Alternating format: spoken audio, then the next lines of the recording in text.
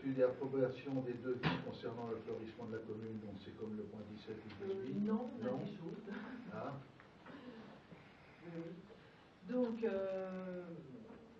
Donc justement, pour changer les fleurs qui se situent dans les jardinières, pour les remplacer, donc les elles-mêmes par des plantes vivaces, on a fait un projet d'essai sur 4 jardinières différentes, qui avaient des formes différentes. On a demandé aux entreprises de Blanqueville avec la commune marchait, travaillait d'habitude. On leur avait demandé un certain nombre de plantes et aussi le nom de certaines plantes, mais elle a préféré mettre un petit peu de sauce, donc on va pouvoir comparer, mais c'est pas sur les mêmes plantes, mais sur des projets différents. Donc voilà, ce sont des plantes qu'elle nous propose. C'est plutôt de la plante verte et de la plante fleurie, mais quand même très discrète au niveau des fleurs. C'est une première proposition. Et les 4 jardinières seront garnies de ces mêmes fleurs.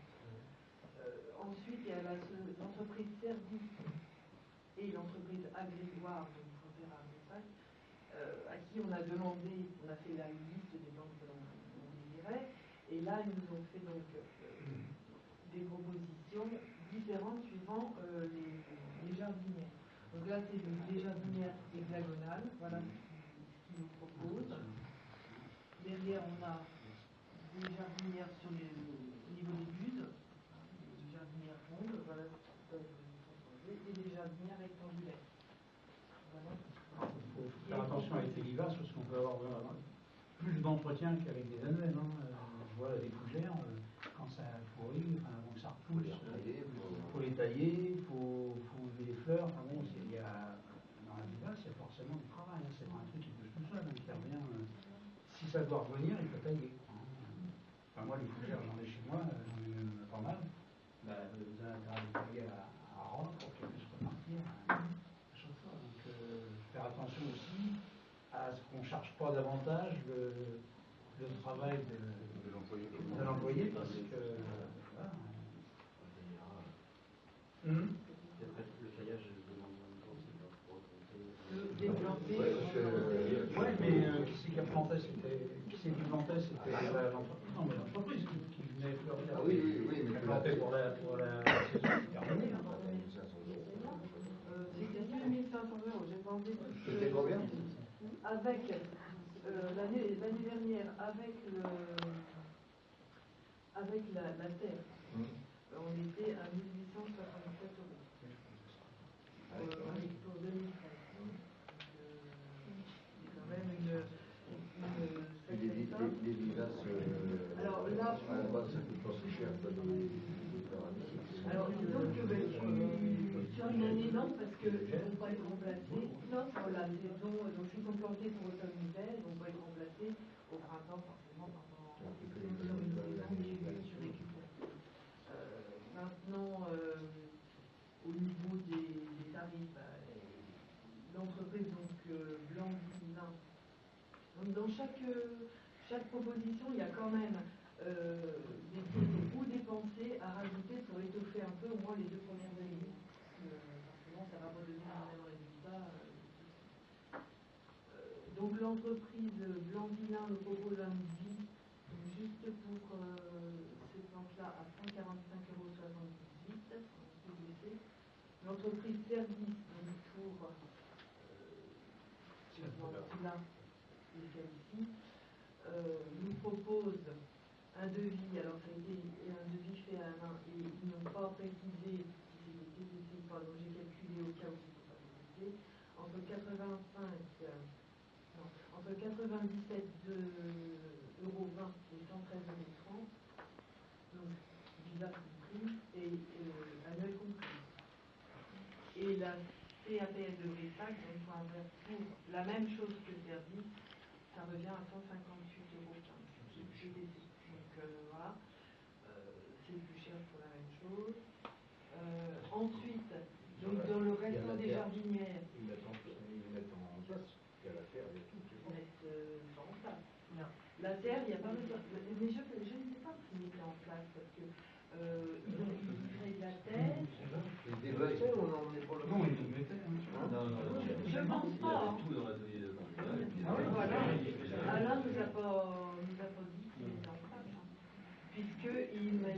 dit qu'il lui restait de la terre et cette année, il n'aura pas C'est Alain Morin qui a travaillé Donc, là-dessus.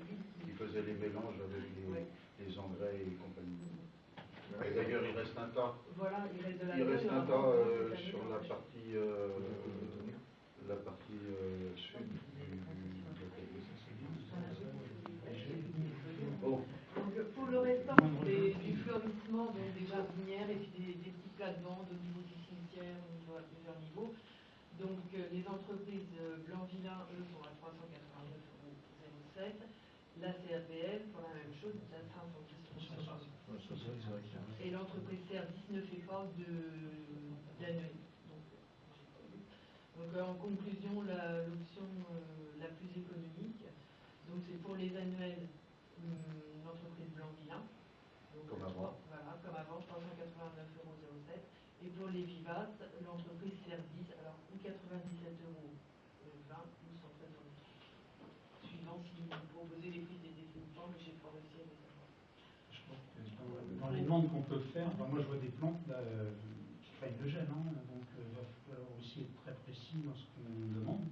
En termes d'entretien, comme le Gora, c'est joli, donc ça fleurit, mais après il faut couper, puis ça craint le gel, hein, c'est clair. Hein. Donc, ça, c'est un genre de griffe de sorcière, c'est un peu... Oh non, ça gêne pas, je pense.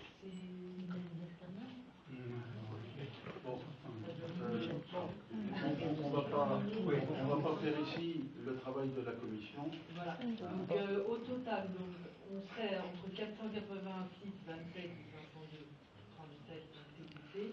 Donc, pour information, le fleurissement de cette partie de l'année, donc de automne-hiver, l'année dernière, ça a coûté 380,09 €. Mais il faut voir que la TVA est passée de 7 à 10%. Donc augmentation et augmentation aussi du prix des fleurs hors TVA. Bon.